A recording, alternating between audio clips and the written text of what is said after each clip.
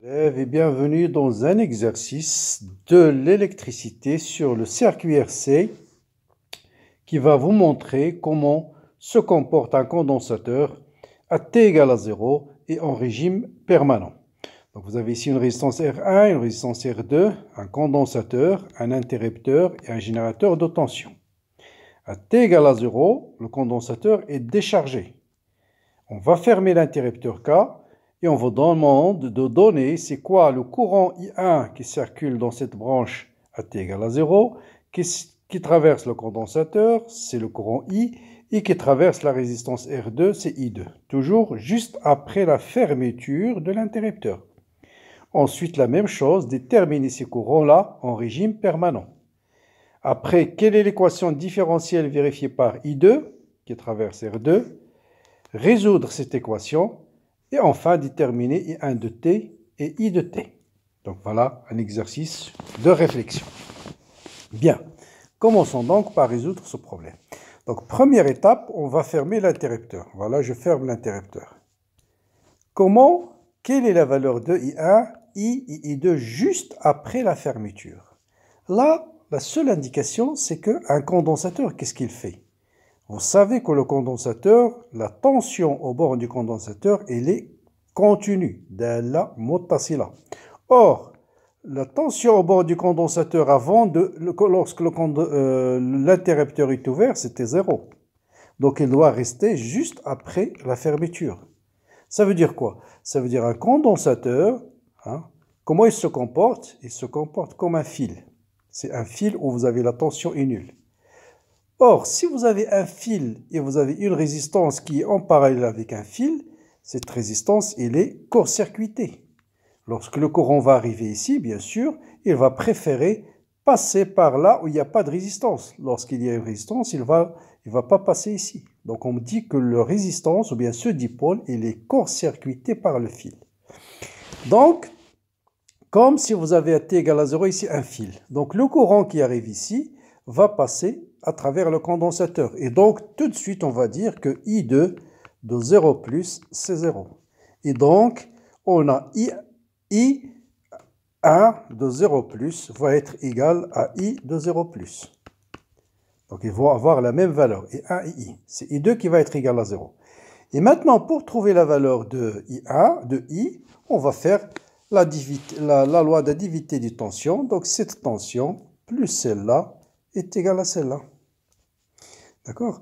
Or, vous savez, donc GE est égal, cette tension, c'est R fois I1, parce que si le courant, on a dit c'est I égale à I1, I2 égale à 0, donc le courant qui circule ici, c'est I1, et puisque la tension au bord de IC, c'est 0, donc plus 0. Et donc, je vais déduire I1 à T égale à 0 plus, c'est égal à E sur R, ici R1, sur R1, sur R1. Voilà le courant à T égale à 0 plus. Donc, on va dire que, donc, en définitive, on a I2 de 0 plus, c'est 0. Et on a I1 de 0 plus est égal à I de 0 plus est égal à E sur R. Voilà la réponse à la première question. Maintenant, en régime permanent, une fois que le condensateur est complètement chargé, ça veut dire quoi? Il est complètement chargé. Ça veut dire le courant qui va le traverser égal à combien? Égal à combien en régime permanent? En régime permanent, c'est-à-dire une fois que le condensateur il est complètement chargé, donc je peux dire que, pardon ici, donc là, là on va faire, voilà, au régime permanent, permanent, vous pouvez déduire tout de suite que le courant qui traverse le condensateur, il est combien? Il est égal à 0. Le condensateur, en régime permanent, se comporte comme un interrupteur ouvert. C'est comme un interrupteur. Il n'y a plus de courant qui va traverser le condensateur. La tension au bord du condensateur, il est complètement égal à E, et donc il n'y a plus de courant qui va circuler dans le condensateur. Donc le courant qui va venir ici, cette fois-ci, qu'est-ce qu'il va faire? Il va venir là, et il va passer à travers I2, parce que I égale à 0. D'accord? Et donc, on va avoir cette fois-ci, c'est I1 qui va être égal à I2, au régime permanent. Et pour déterminer la valeur de I au régime permanent, la même chose, on va faire la loi de dividité de tension. Cette tension est égale à celle-là plus celle-là. Donc là, je vais travailler dans la maille externe, dans cette maille-là. Oups, celle-là. Voilà, celle-là. Celle-là. Dans cette maille, vous voyez bien que E est égal à quoi? Est égal à R1 plus R2 fois I. Donc E est égal à R1 plus R2 fois I. I permanent. Donc I permanent est égal à I1 permanent est égal à E sur R1 plus R2. Et I2 permanent, bien sûr, on a dit, c'est 0. Donc voilà la réponse à ces premières questions. Maintenant, on nous dit de déterminer l'équation différentielle vérifiée par I2. Équation différentielle vérifiée par I2. Là, la première chose qu'il faut remarquer, que ce dipôle, bon, je vais peut-être recopier ce schéma d'abord. Donc là, vous remarquez que la tension aux bornes du condensateur, elle est égale à la tension aux bornes de R2, parce que le condensateur, il est en parallèle avec R2. Ça, c'est l'équation de base. U de C est égal à U aux bornes de R2. Or, U de C, c'est CD de IC sur D de T, et R2, c'est R2 fois I2. Donc ça, c'est la première relation. Bien sûr, on a la deuxième relation, c'est la loi du nœud. C'est I1 est égal à I plus I2. D'accord? Et donc, U de C, et bien sûr, vous avez I est égal à C, D de I de C sur D de T. Donc, le courant qui traverse le condensateur est égal à ça. Voilà les trois relations. Avec ça, vous pouvez trouver ce que vous voulez. Par exemple, je peux trouver la relation qui vérifie I avec U2. Donc, il suffit de dériver l'équation 1. Donc, je vais trouver D de UC sur D de T est égal à R2 fois D de I2 sur D de T. Or, D de IC sur D de T, c'est quoi? C'est I sur C. Donc, ce qui implique I sur C est égal à R2 D de I2 sur D de T. Et donc, I est égal à C fois R2 D de I2 sur D de T. Voilà une relation importante. Donc, si je connais I en fonction du temps, je peux déterminer I2. Si je connais I2, je peux déterminer I. Maintenant, pour trouver l'équation différentielle vérifiée par I2, il suffit de remplacer I ici, donc I ici, dans l'équation 1.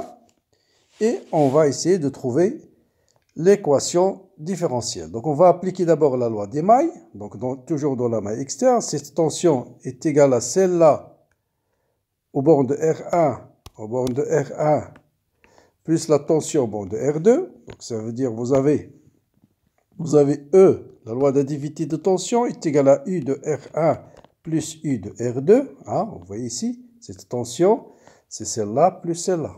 Hein, je travaille dans la maille externe. Donc, ça va donner R1 fois I1, plus R1, pardon, c'est R1, bien sûr, c'est I1, voilà, plus R2 fois I2.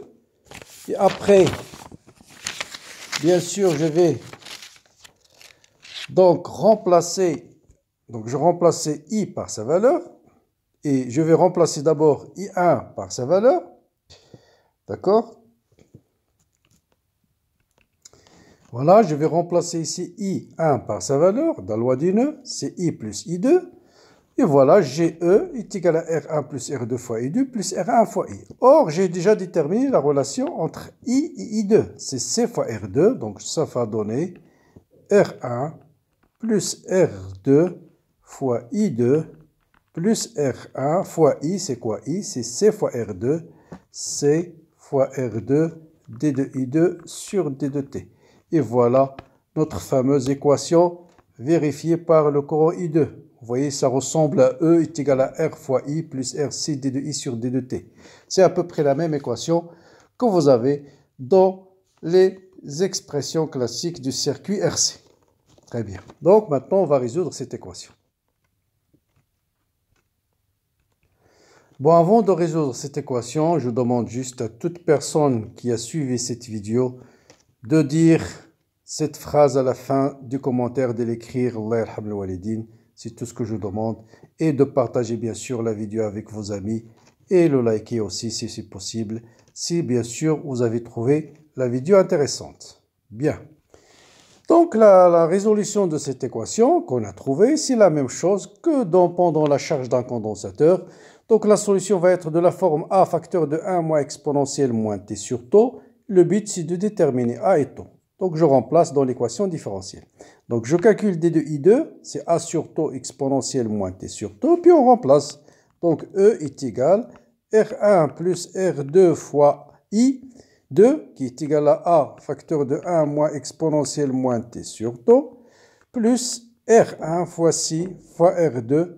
D de I2 sur D de T, c'est A sur taux exponentielle moins T sur taux. Ensuite, il faut factoriser, mettre d'abord le terme qui est constant, c'est R1 plus R2 fois A, ça c'est le terme constant. Ensuite, on va mettre exponentielle A exponentielle moins T sur taux en facteur. Là, vous allez avoir R1 plus R2, c'est le premier terme. Et là, on va voir R1, donc ici moins, ici c'est plus R1 fois C fois R2 sur taux. D'accord? Voilà. Et ça, donc, je peux dire tout de suite, je ramène ce E de l'autre côté. Ou bien, voilà, E. D'accord? Donc, ça veut dire E va être égal à ce terme, et ce terme va être égal à 0. Parce que si vous avez A plus B exponentielle moins T sur taux est égal à 0, ça veut dire que A égale à 0 et B égale à 0. Donc, on va déduire tout de suite que E est égal à E. Donc là, je change de couleur. Donc E va être égal à R1 plus R2 fois A. Donc A, on l'a déterminé la constante, c'est E sur R1 plus R2. Ensuite, on va déterminer taux en posant ça égal à 0. Et vous voyez bien que taux va être égal à quoi? Donc taux va être égal à R1 fois C fois R2. R1 fois C fois R2. Vous voyez, c'est un peu compliqué, c'est pas comme d'habitude. Mais c'est la même méthode, sur R1 plus R2. Et voilà notre fameuse A et notre fameux taux. Donc, je peux déterminer I2 est égal à E. Et on va vérifier les conditions aux limites qu'on a trouvées tout à l'heure. R1 plus R2, facteur de 1 moins exponentielle moins T sur taux. Bon, qu'est-ce qu'on a dit tout à l'heure? I2 de 0 plus égale à combien? On avait dit I2 de 0 plus, on va vérifier. I2 de 0 plus, c'est 0. Essayons de voir. Donc, I2 de 0 plus, donc si t égale à 0, vous voyez bien 1 moins 1, c'est 0. Si t tend vers l'infini, ce terme t égale à 0, et I2 de 0 plus, c'est E sur R1 plus R2. I2 infini, pardon, c'est E sur R1 plus R2. Donc, ça colle parfaitement avec ce qu'on a déterminé. Maintenant, une fois qu'on a déterminé I2, on va déterminer facilement les autres courants. Par exemple, le premier, c'est I, il n'est autre que CR1 fois D de I2 sur D de T. Donc, vous dérivez ce terme par rapport au temps. Il va vous donner C fois R1 multiplié par quoi? Multiplié par E sur R1 plus R2 fois 1 sur taux. Donc, 1 sur taux, je divise par l'inverse de taux, c'est-à-dire je multiplie par R1 plus R2 sur quoi? Sur C, R1, R2, et bien sûr l'exponentielle moins T sur taux qu'il ne faut pas oublier. Il y a des simplifications, ce terme avec celui-là va disparaître, CR1 va disparaître, CR1, et quoi encore? Il va rester E sur R2, exponentielle moins T sur taux. Là aussi, on va vérifier les conditions aux limites. Donc, si on voit bien ici que I de 0, c'est E sur R2, et I de l'infini, c'est 0. Est-ce que c'est ce qu'on avait? I de 0 plus, est-ce que c'est E sur R2? On va voir. I de 0 plus, voilà, E sur R1 plutôt, donc ça doit donner 2 0 plus. Donc I de 0 plus, on a dit, cette résistance, ça doit être E sur R1. Donc ça doit être E sur R1, il y a peut-être une erreur, vous voyez, l'avantage de vérifier.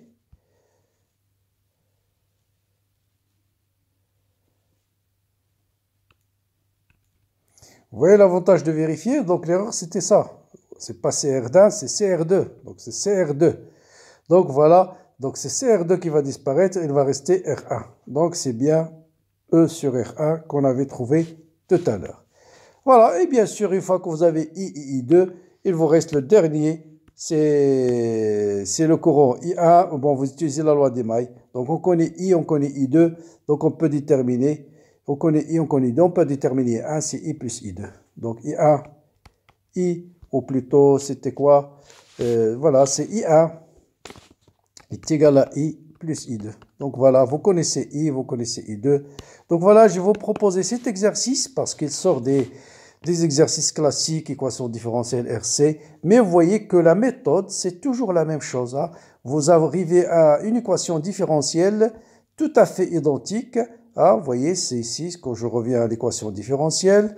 Même, voilà, il est où l'équation différentielle? Elle est là, cette équation différentielle. Vous voyez, comme si je veux E, donc c'est comme si vous avez E est égal à une résistance équivalente fois I2 plus une résistance R' fois C D de I2 sur D de T. Vous voyez, c'est identique à l'équation différentielle d'un système classique RC. Donc voilà pour cet exercice. J'espère qu'il va vous donner des idées hein, pour ne pas avoir justement, pour ne pas apprendre par cœur. C'est pourquoi j'insiste toujours, il ne faut pas apprendre par cœur les solutions. Il faut comprendre. Vous voyez, le principe, c'est simple. C'est la loi d'individualité des tensions, c'est la loi des nœuds, et puis après, d'exprimer correctement chaque tension, et tout le problème va venir. Bien sûr, comprendre physiquement comment se comporte un condensateur, comment se comporte une bobine, comment se comporte un condensateur, comment se comporte une bobine à T égale à 0 au régime permanent et tous les problèmes de l'électricité seront résolus. Voilà, je vous souhaite bon courage, bonne continuation et à bientôt.